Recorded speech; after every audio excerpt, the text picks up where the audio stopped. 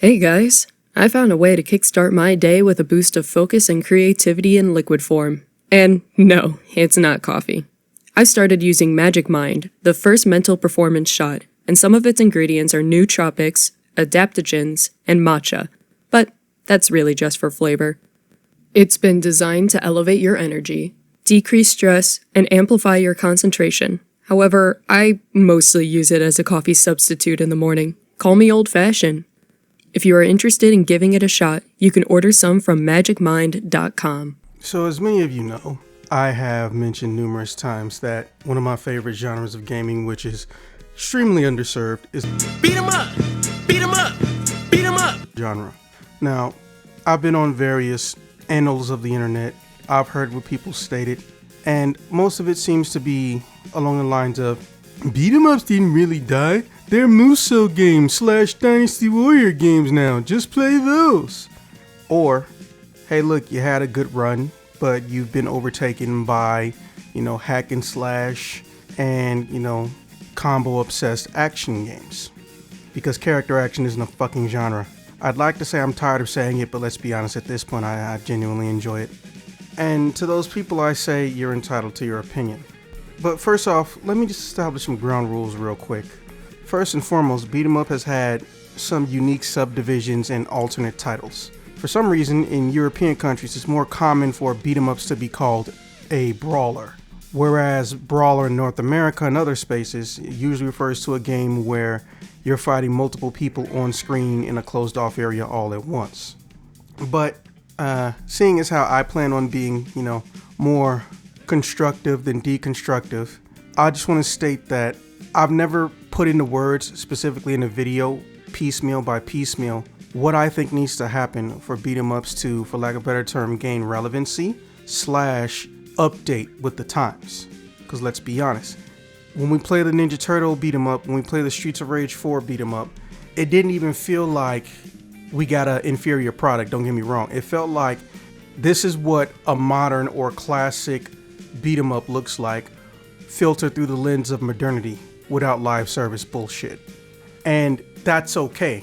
I want to point that out. Any beat 'em up I mention in this game, unless I specifically state that it's terrible, I'm using as a point of reference, not because they did something terrible or because I feel like they're inferior to one another.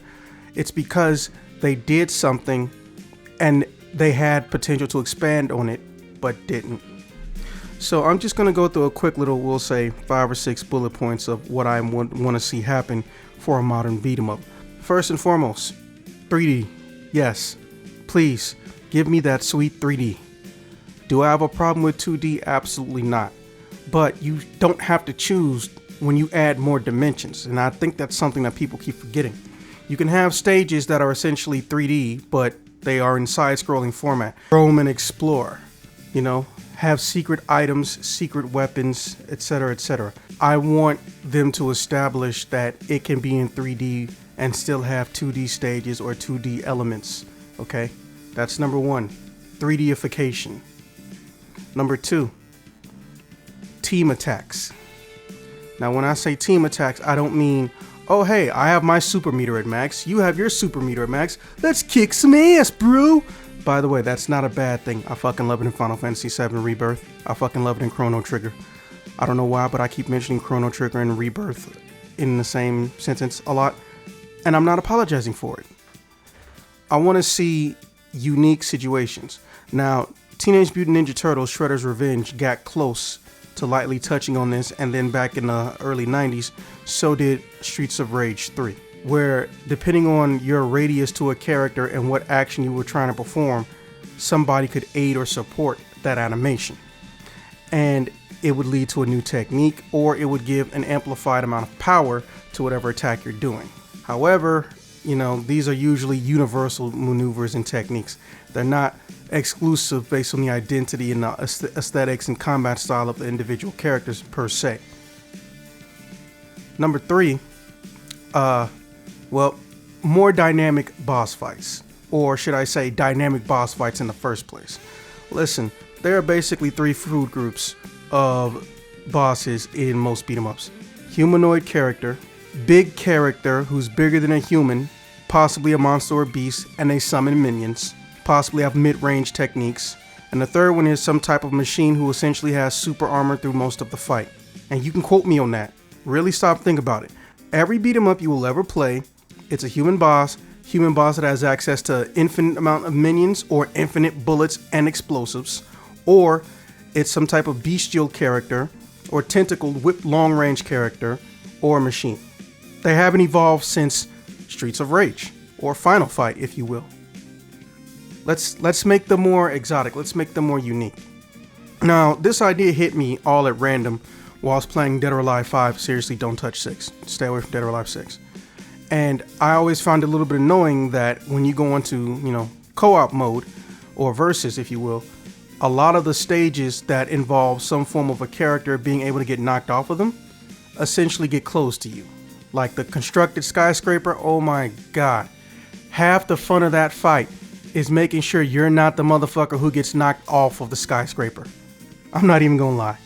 So listen, imagine if I'm on a train stage, but when I get to the end of it, there's no boss, and then a giant machine is chasing us and it slashes off the roof or half of the truck wall. So now, even though it's 3D and the boss can move in 3 dimensions, because they're following us and running quadrupedally, if that's even a word, alongside of the train, I have to fight that thing. And occasionally it also brings in a minion. Now this is a unique situation because now I've got certain techniques that normally I'll be able to do, like say if it was a humanoid enemy, like if I could grab them, completely removed and cut off from being able to be used. And depending on the stage terrain in the background, how easy or hard it might be to hit this beat 'em up boss changes. Why don't we have a boss where we're trying to escape a building while we're fighting them at the same time?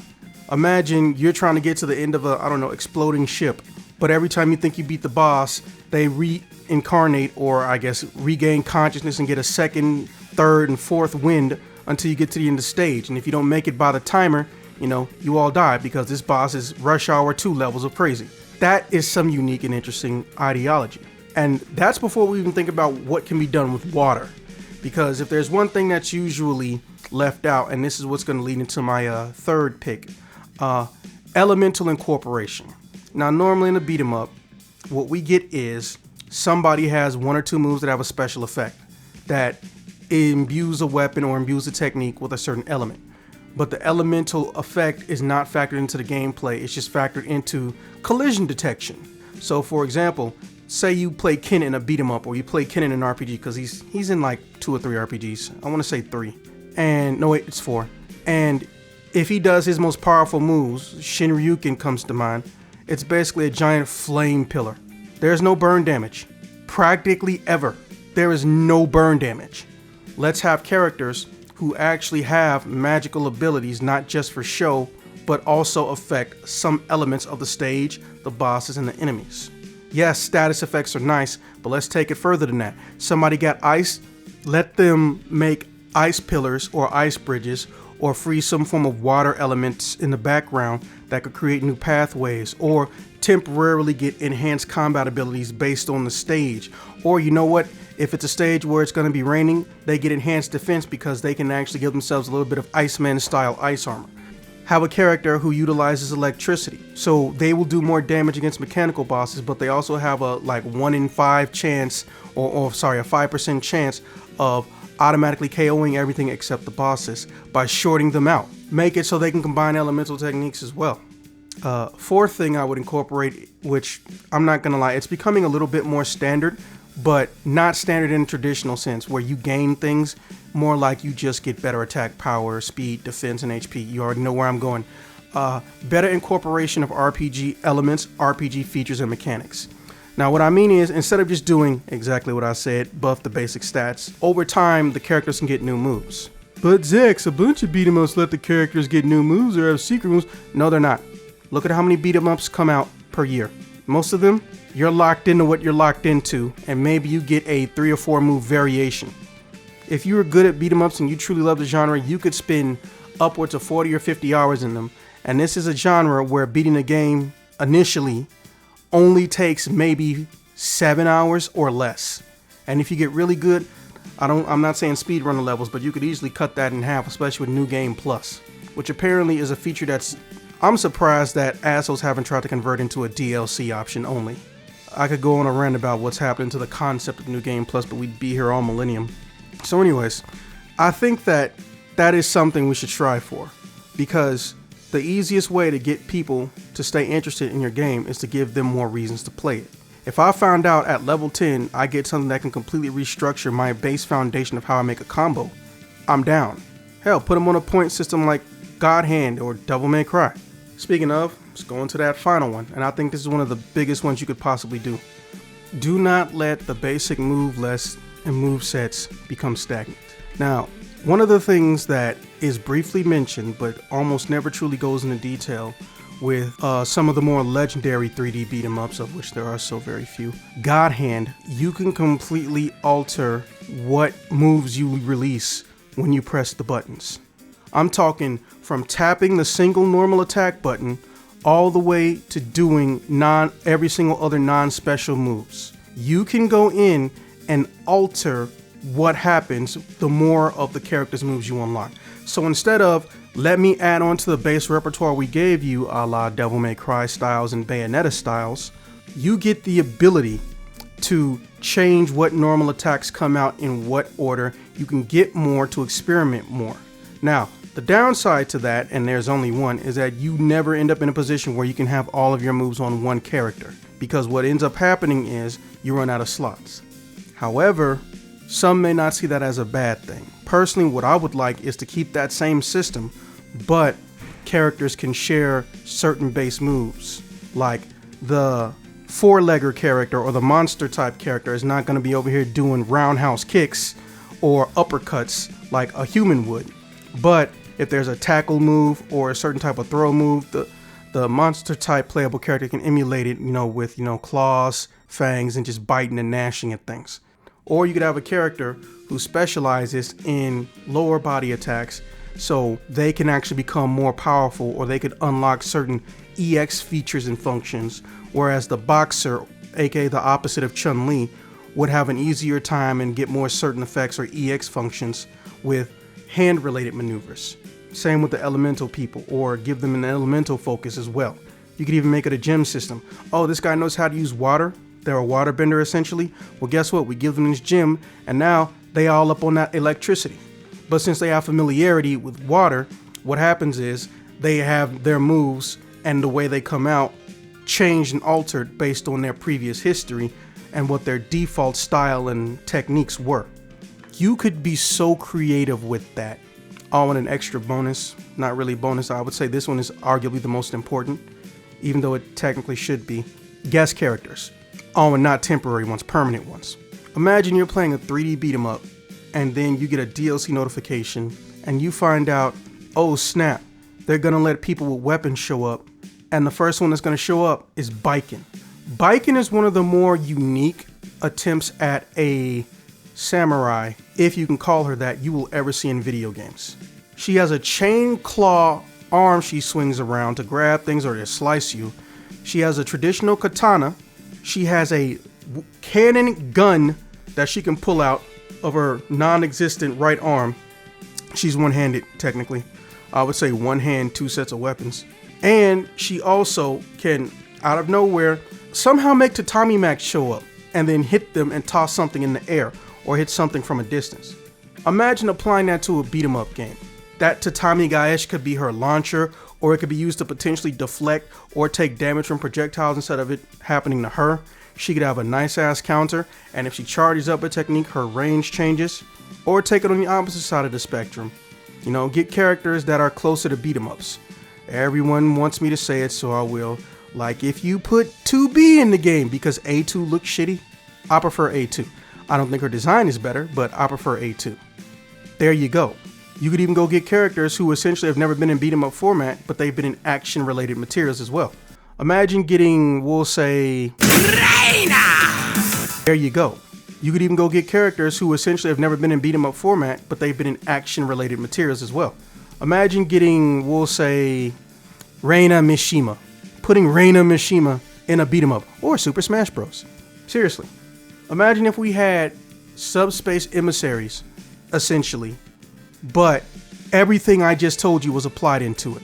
Now for the uninitiated, what made Super Smash Bros. 3 aka Brawl, so unique and fun was that it had its own beat 'em up story mode.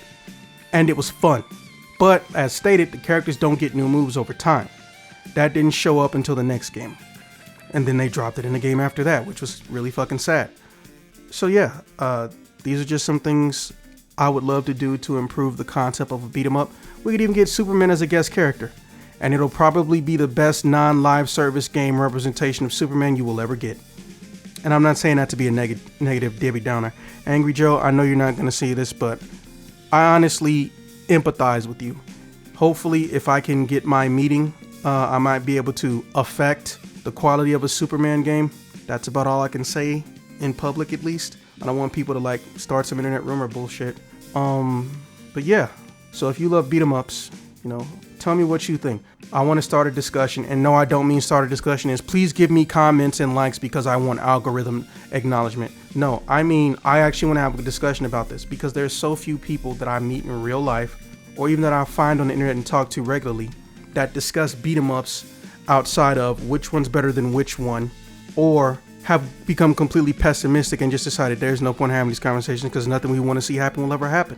Why not indulge an old man for once? Sit down, have some tea with me, talk about running in them streets. See you in the next one.